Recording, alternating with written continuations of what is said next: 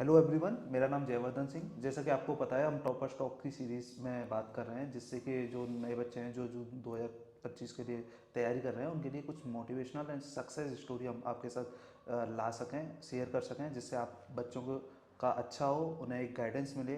वो किस तरीके से प्रीवियस जो बच्चों ने किस तरीके से जीआरएफ निकाला, उसके बारे में हम डिस्कस कर रहे हैं। इस सीरीज़ के सेकंड सेशन में हम लेके आए हैं बहुत ही ब्रिलियंट और इंटेलिजेंट स्टूडेंट जिनका नाम मोनिका है। तो चलिए मिलवाते हैं आप सभी को मोनिका से। हाय मोनिका, कैसे हेलो हो? सर, मैं अच्छी हूँ। अच्छा मोनिका, जैसे कि हम बात कर रहे थे कि आपका किस तरीके का एक्सपीरियंस है इस पेपर को लेके, यूजीसी नेट जेआरएफ को लेके। आप कहाँ से आती हैं, कैसे आती हैं, कैसे आपका एजुकेशन बैकग्राउंड रहा। तो मैं चाहता हूँ कि आप अपने बारे में हमारे व्यूअर्स को, हमारे स्टूडेंट को अपने बारे में बताएं।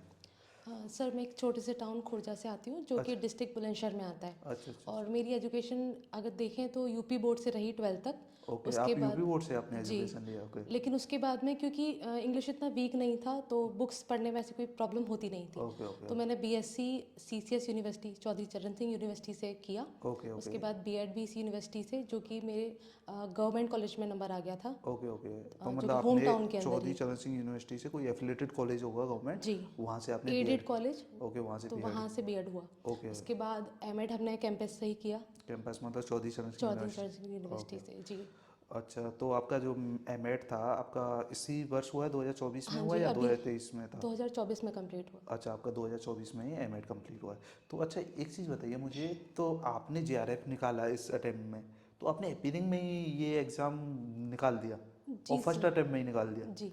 अच्छा अच्छा, मतलब बताइए, बड़ी इंटरेस्टिंग स्टोरी आपकी। किस आ, तरीके से, मतलब क्या ऐसा चीज़ थी जिसने आपको मोटिवेट किया इस चीज़ के लिए कि मुझे फर्स्ट अटेम्प्ट के लिए इस एग्ज़ाम को क्लियर करना चाहिए? दूसरी चीज़ कि क्या आपके रिसोर्सेज और गाइडेंस रही जिसकी वजह से आपको फर्स्ट अटेम्प्ट में और अपियरिंग में ही जीआरएफ क्वालिफाई हो गया? बताइए थोड़ा सा। सर, मेरे तरफ से ये था कोशिश पूरी के हम्म। पूरे से पूरा करने की कोशिश थी। ये हाँ। नहीं मालूम था कि जेआरएफ हो जाएगा। अच्छा इतना अच्छा। लग रहा था कि नेट तो हो जाएगा, हाँ। क्योंकि हमारे क्लासेस जैसे चलती थी डिपार्टमेंट के अंदर, वहाँ बहुत अच्छी गाइडेंस रहती थी। Okay okay. जो हमारे सीनियर्स थे उनसे काफ़ी कुछ सीखने को मिलता था। कोई भी अगर क्वेरी है तो पूछ सकते हैं। यस। इसी के साथ में जब लास्ट में कुछ चीज़ें ऐसी रही थी कि लग रहा है कि और गाइडेंस की ज़रूरत है या कुछ चीज़ें रह रही थी, तो आपने कुछ ऐसी गाइडेंस दी, कुछ ऐसी चीज़ें थी ओके जो ओके। अभी भी रहती है माइंड में। सबसे एक जो अभी तक बात याद है, ओके। आपने कहा था कि आप जब प्रिपरेशन कर रहे हैं तो बहुत ज़्यादा इधर उधर ना भटके, अच्छा अच्छा अच्छा। केवल उस उसी पे फोकस या रखें। मतलब जब हम डिस्कस करते हैं तो हमारा ये कहना होता है कि there should be limited resources जी, ऑफ योर्स, जिससे कंफ्यूजन ना हो या मोस्टली स्टूडेंट्स क्या करते हैं, हमने जैसे देखा भी अपने जो को फेलो थे उन सब से, कि वो सोचते हैं कि ज़्यादा से ज़्यादा यूनिट्स को कवर करें। Okay okay. उनमें मास्टरी नहीं कर पाते हैं, लेकिन ये पूरा कवर करना है। ओके ओके जबकि ओके जैसे आपने जो समझाया वो काफ़ी अच्छा था, कि ओके जितना आता है पहले उसको बहुत ज़्यादा अच्छे से किया जाए, okay okay okay fine. Practice की जाए। अच्छा, एक और चीज़ बताइए कि मान लीजिए आपका फैमिली बैकग्राउंड किस तरीके का, टीचर या फिर कुछ अलग तरह के प्रोफेशन में लोग? थोड़ा सा अपने फैमिली बैकग्राउंड के बारे में बताइए।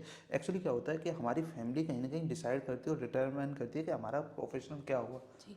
तो उसके बारे में थोड़ा सा बताइए हमारे व्यूअर्स को। सर, मैं घर में बड़ी हूँ। ओके। मतलब मेरे हम 3 बहन भाई हैं, जिसमें मैं सबसे बड़ी हूँ। अच्छा अच्छा तो अच्छा। पढ़ाई में हमेशा ये रहा कि मैं जो करना चाहती हूँ, पेरेंट्स ने हमेशा सपोर्ट किया कि जैसे तुम्हें करना है, जो तुम्हें ठीक लगता है। हाँ, वो पूछते हैं क्या कैसे रहेगा, बट अच्छा वो बहुत अच्छे से सपोर्ट करते हैं। अच्छा। लेकिन आगे और जैसे परिवार बड़ा है, बाकी हम देखें कजन्स वगैरह में, तो वहाँ थे जो टीचर भी थे। एक दीदी हैं, वो उन्होंने लेक्चरर अभी बनी कुछ टाइम पहले अच्छा अच्छा राजस्थान में। अच्छा। आपकी दीदी राजस्थान जी। में लेक्चरर है? ओके तो ओके वो देख के लगता है कि हमें भी कुछ करना चाहिए। Okay okay. तो जैसे टीचर तो बनना ही था, हाँ। लेकिन ये एमएड के बाद में जर्नी जैसे स्टार्ट हुई है और जो सपोर्ट मिलता रहा है आप सबका, तो उसने बहुत हेल्प किया। अच्छा अच्छा, अच्छा, मैं थोड़ा सा एक चीज़ में जाऊंगा कि जैसे बहुत सारे बच्चे होते हैं जिन्हें की प्रॉब्लम होती है कि कोई बता रहा होता है कि उसका टाइम मैनेजमेंट में दिक्कत हुई, कुछ बोल रहे हैं कि एक्चुअली हमें पता ही नहीं था, और कुछ ज़्यादातर और कुछ ऐसे भी बच्चे मिल जाएंगे आपको जो बोलते हैं कि आउट ऑफ सिलेबस आ गया एग्ज़ाम। जी। आपने देखा होगा कि हम बात कर रहे होते हैं एग्जाम सेंटर के बाहर, अगर आप मिलो कि कैसा पेपर था,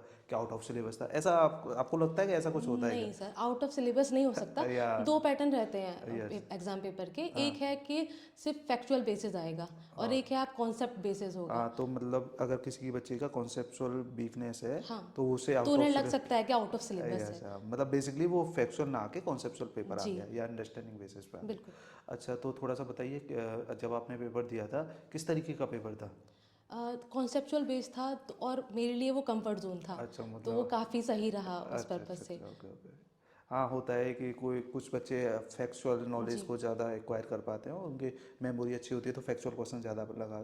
आपने बताया कि, और जैसे हम बात भी कर रहे थे कि जब आप इस प्रिपरेशन कर रही थी जी तो आपने प्रैक्टिस पेपर पर ज़्यादा फोकस किया जी। और लिमिटेड रिसोर्सेज पर फोकस किया। अच्छा, प्रैक्टिस पेपर लगाने के फ़ायदे क्या हैं, ये और बताओ थोड़ा प्रैक्टिस सा। पेपर लगाने से आप टाइम मैनेजमेंट बहुत अच्छे से सीख जाएंगे। अच्छा और अच्छा। ये आप पता कर पाएंगे आपके जो यूनिट वाइज आप जैसे सिलेक्ट कर रहे हैं तो कौन से एरियाज वीक हैं, किन पर ज़्यादा काम करना है, अच्छा अच्छा। कहाँ ज़्यादा और थोड़ा पढ़ने की ज़रूरत है या फिर और ज़्यादा प्रैक्टिस पेपर लगाने की ज़रूरत है, वो आपको अच्छे से मालूम चलेगा। अच्छा, पेपर टू में थोड़ा सा मैं घुस अंदर जाऊंगा। पेपर टू का कौन सा यूनिट आपको सबसे टफ लगा?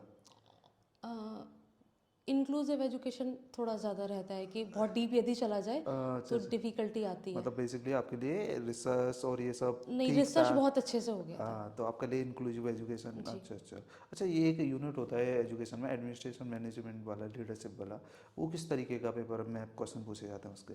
अ, उसमें बेसिक ही रहता है, बहुत ज़्यादा डीप नहीं है अच्छा अच्छा। अभी तक जितना पूछा गया है। तो हाँ। वो आप कर सकते हैं यदि सही आपने नॉलेज ली है, जैसे हमारी क्लासेस हुआ करती थी या बुक्स की मदद से आपने थोड़ा किया है और कुछ आपने जैसे कुछ भी वीडियोस वगैरह से देख लिया तो कवर किया जा सकता है। अच्छा, तो कनिका, चलिए मैं ये और बोलना चाहता कि आप अभी किसी फैमिली मेम्बर को इसका कारण बनाना चाहती हूँ कि मेरी जो सक्सेसफुल एक जर्नी रही है, जो एक मुकाम तक पहुँच गई है, जी। मतलब अभी के लिए एक मुकाम तक पहुँच गई है, तो उसके लिए सबसे ज़्यादा मतलब आप किस धन्यवाद देना चाहते हैं? मेरे पेरेंट्स, अच्छा, आपके उनका पेरेंट्स। हमेशा सपोर्ट रहा है। अच्छा अच्छा अच्छा। तो मतलब आपके पेरेंट्स ने आपका पूरा साथ दिया। हमेशा। अच्छा, बहुत सारी ऐसी लड़कियां होती हैं हमारी क्लासेस में होती हैं, उन्हें वो अपने फैमिली इश्यूज लेके आती हैं। किसी फैमिली, आपको भी इस तरीके की फैमिली में कोई प्रॉब्लम, मुझे तो नहीं लगता पढ़ाई के लिए कोई प्रॉब्लम होती होगी। नहीं, पढ़ाई के लिए उन्होंने कभी ऐसे नहीं किया कि अगर कोई इशू रहता भी है वो हर फैमिली में हो सकता है अभी भी, अच्छा अच्छा अच्छा। लेकिन वो पढ़ाई के बीच में कभी नहीं आया। अच्छा, इंडिविजुअली हो सकते हैं बहुत सारे कारण।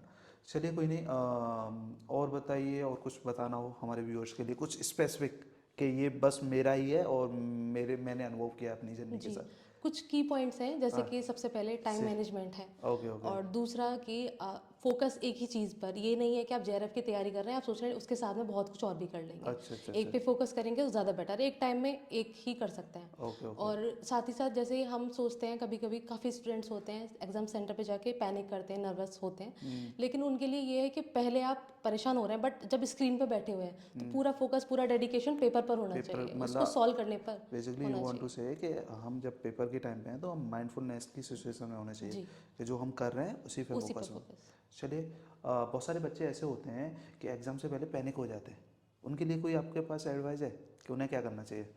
उन्हें बस ये सोचना चाहिए कि मुझे अपना 100% देना है। अच्छा, मतलब ज़्यादा सोचना नहीं है, बस जी जाओ, जो पेपर में पूछा गया है आता है, जितना आता है जी। उसको करके आए। क्योंकि यदि पैनिक करेंगे तो जितना आता है आप उतना भी नहीं कर पाएंगे। अच्छा अच्छा, हाँ ये तो है कि मान लिया आप पैनिक हो जाते हैं एग्ज़ाम टाइम पे तो आप ज़्यादा फोकस कर भी नहीं नहीं कर पाते। पाएंगे। जी चलिए, और एक और चीज़ होती है कि लाइक जैसे कुछ बच्चे होते हैं कि मान लीजिए उन्हें आता था, अगर आप, मैं अभी आपसे कोई क्वेश्चन पूछूं आ गया और एग्ज़ाम टाइम पे या नहीं कर पा रहे हैं, तो उनके लिए प्रैक्टिस पेपर किस तरीके से मदद कर सकता है?